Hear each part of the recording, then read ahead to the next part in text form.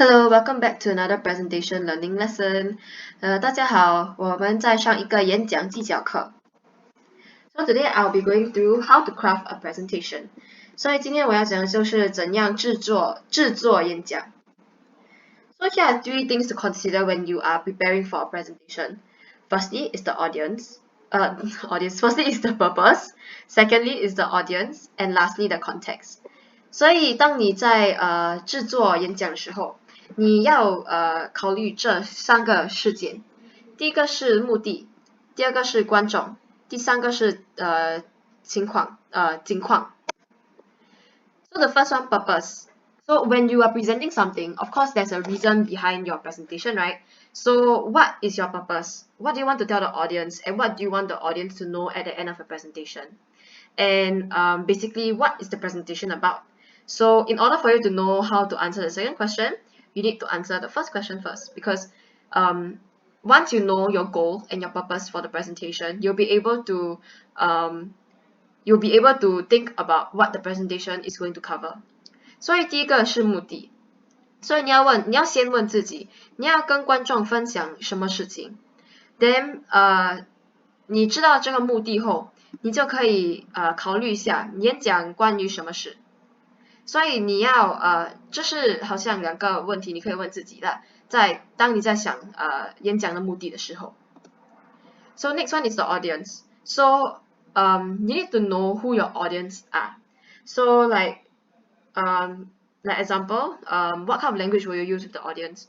So example, if you're speaking to an audience who maybe they are elderly Chinese, they're Chinese elderly, so maybe they may not understand English, or there may be elderly who do not understand, who only understand English. So you need to know, so you know what language to use. So like example in the center, I know that some clients only speak Chinese, so I will use both English and Chinese to conduct programs. Next one is to take note of your volume, because sometimes when you don't speak loud enough, the audience may not be able to hear you. And then lastly, keep your audience interested. So if you know who your audience is, then you'll be able to cover content that the audience will be interested in. So like example, if you are presenting to maybe children, you wouldn't want to cover too serious content, or like you wouldn't want to cover things that are too dry, and you may want to include games inside. So it's very important to know who your audience is, so that you'll be able to cater the presentation to this audience. 所以第二个事件就是观众，你要知道你的观众是谁。Then 像当你知道你的观众是谁的时候，你就能知道你需要用哪种语言。所以好像例如在中心里面有一些人，你们只会听华文，所以我会上课的时候我会讲英语跟华语，所以大家都会了解我在讲什么。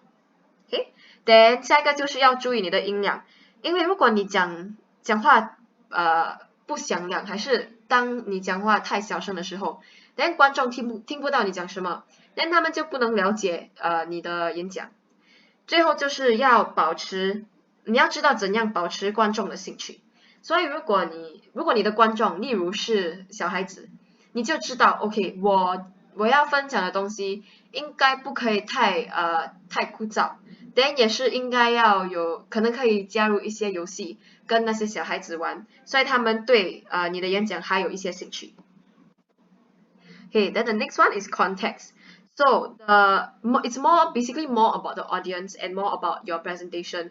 So what is the background of the audience? Does the audience already know about the content that you're talking about?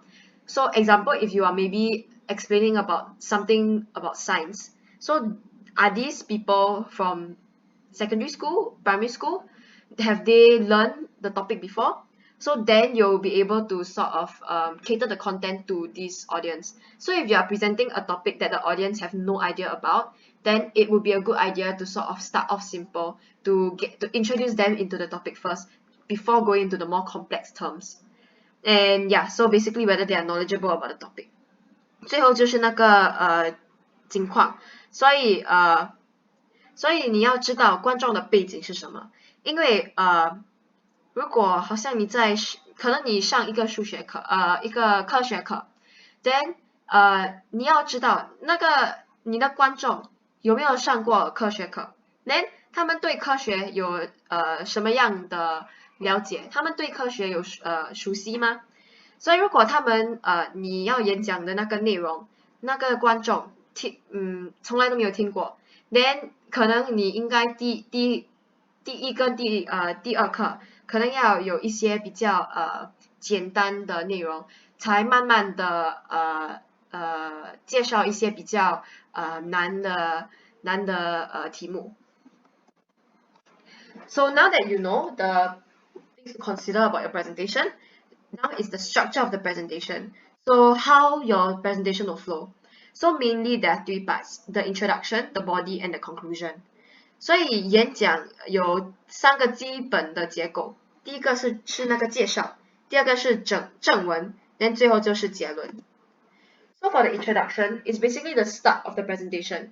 So remember to greet the audience, of course, and also introduce the topic.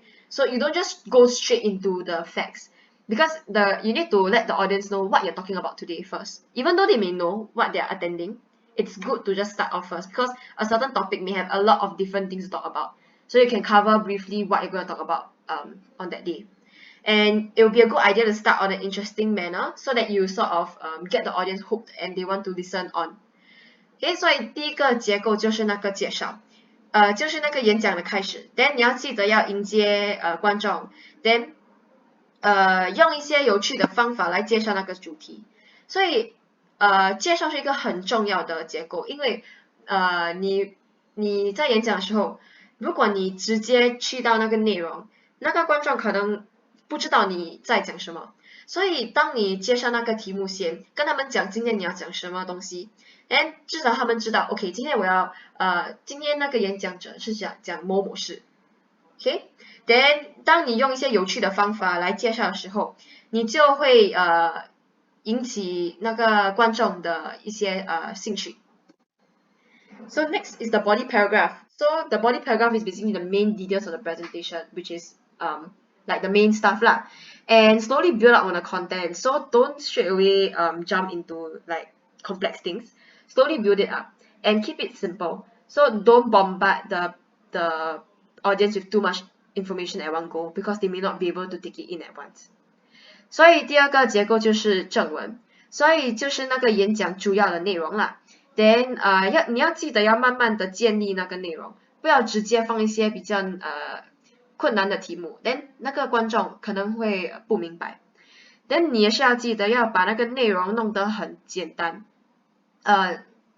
不是很简单，就弄得简单啦，不要放太多东西，因为如果你再一次给他们太多的内容，观众可能不能没有足够的时间来了解，去想一下你在讲什么东西。So lastly is the conclusion. So during the conclusion, it's just for you to wrap up what you have covered. So emphasize on the main points. And don't forget to thank the audience for paying attention, and thank the audience for coming. And also have sometimes you may have some question and answer session. So that means that's a time for people to ask questions, and you will answer them lah. Okay, so you also must learn how to manage the question and answer session. Okay, 所以最后就是那个结论。你要强调一些主要的内容，所以你在那个结论的时候，你就是要再讲一下今天我就是讲这些东西。Then 记得要感谢那个观众，感谢他们来到你的演讲， then 感谢他们有注意听你说的话。Then 有些时候那个结论也是会有问答时间，所以你要懂得怎样回答观众的问题。Yeah, so that's it for today. And if you have any other questions, you can ask anyone. And don't forget to do the worksheet. 所以今天就到此为止。如果你们有什么问题，就可以问一下。Then 记得要做那个作业。